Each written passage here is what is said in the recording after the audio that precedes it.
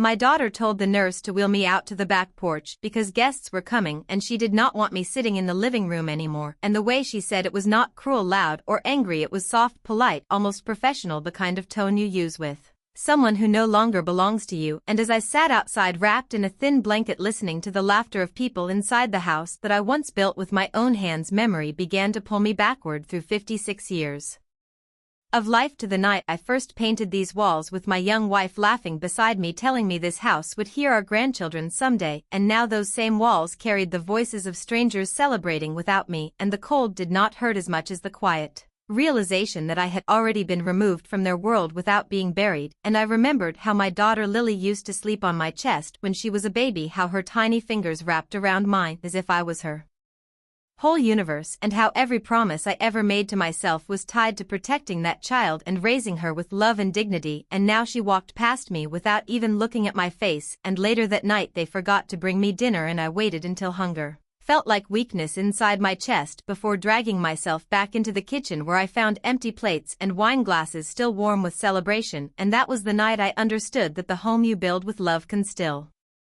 become the place where you are starved. And the next morning Lily told me with a forced smile that it would be better if I moved into assisted living. She said professionals would take care of me, as if I had become a burden instead of a father, and I agreed quietly, because arguing only gives more power to the one who has already decided your worth. And as the days passed I noticed boxes appearing in the hallway, my photo frames disappearing from the shelves, my old chair replaced by a sleek modern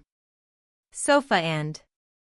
and I felt like a ghost watching my own erasure. And one evening, as I searched for my late wife's wedding ring which had gone missing from the drawer, Lily said casually that she had sold it because gold prices were high to help renovate the house, and something inside me cracked, not loud, not violent, but final, because that ring had held 50 years of vows, grief, sacrifice, and soul, and she traded it as if it were scrap. And that night I went down to the basement where the old furnace hummed like a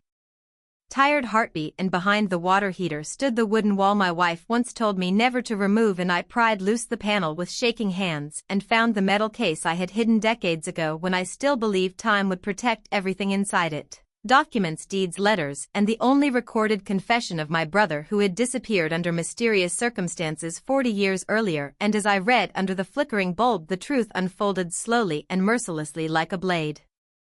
My brother had not died in an accident, as Lily had always been told. He had uncovered a fraud in the original ownership of this land, a fraud involving Lily's grandfather, my own father, who had altered records during the chaotic rebuilding years after the war. And when my brother threatened to expose it, he vanished, and I had kept the secret out of fear to protect our family name and protect my daughter from a stain she never asked for. And yet she had become the very person who destroyed what I had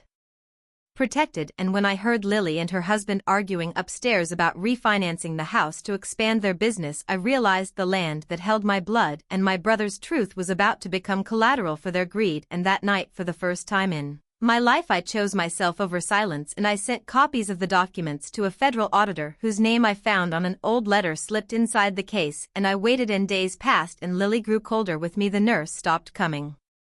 The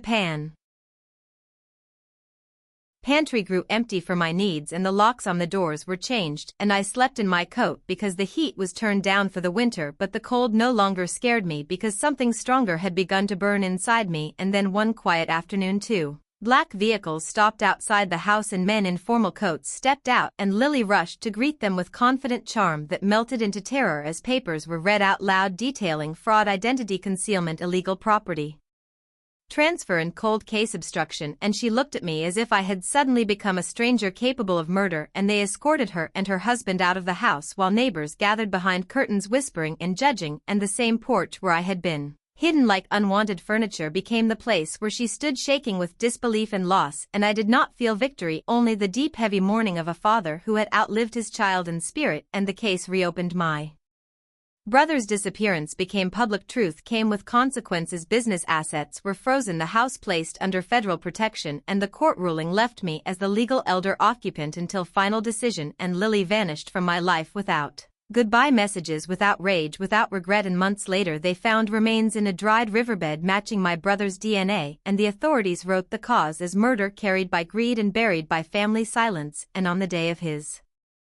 delayed funeral. I placed my hand on the small wooden box that held what was left of him and asked quietly for forgiveness that had waited 40 years to be spoken, and when I returned home the house no longer felt haunted by ghosts of the living but honored by the dead, and I kept one room unchanged: my old chair, my wife's photograph, the window where Lily once waved her goodbye on her first school day, and I waited not for her return but for peace, which finally came in the most unexpected way when